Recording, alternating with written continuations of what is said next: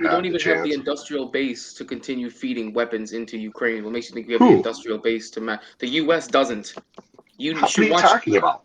Okay, if we don't have the industrial base to keep feeding weapons into Ukraine, then we don't have the industrial base to be able to match China's industrial base. What are you talking about? General Dynamics is the largest defense corporation in the world.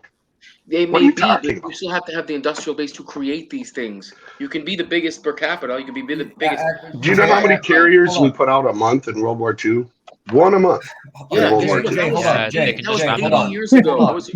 That was like 70 years ago. Those shipyards are still there. Years ago. They're there, but you need you cannot. There's no logical way to connect a World War II era aircraft carrier to a modern aircraft carrier. The difference in technology is worlds apart.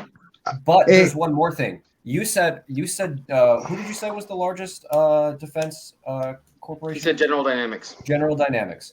How many hard factories, like hard point factories to create materials, does General Dynamics have?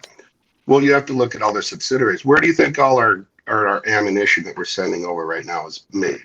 It's made in New Jersey. And Saudi Arabia. We buy it from Saudi Arabia in bulk. New Jersey is putting out large amounts of ammunition now. The HIMARS plant in Arkansas is 24/7 now. The Javelin plant in Alabama is 24/7 now. If we needed to, we could easily. It would take time, though. It would take years. I still don't understand. It wouldn't take years.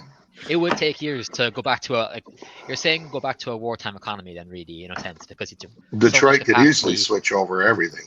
Yeah, but it would take time. You have to also be willing to do that. It would take time. You also have to be willing to do that. The U.S. has so much freedom, you can't just make people do that by the will of the government.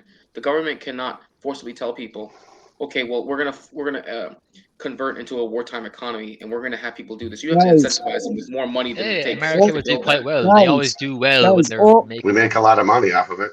But you have to pay a lot of money to incentivize people to do that. That's my point. Whereas other countries where they have less freedoms than we do here, they don't have to incentivize them with money as much because they don't have the freedoms, knowing that the government is powerful enough to force people in those positions to do so. Guys, we have the answer to what you're talking about. They already put it out in the paper. How many HIMARS are made? How many Patriot missiles are made a year? They're in the hundreds. And they now signed contracts. They signed contracts to double the production, and that won't start till like 2024, 2025. Yeah. And even if they double the production, that won't even cover a couple missile launches from what Russia is doing today.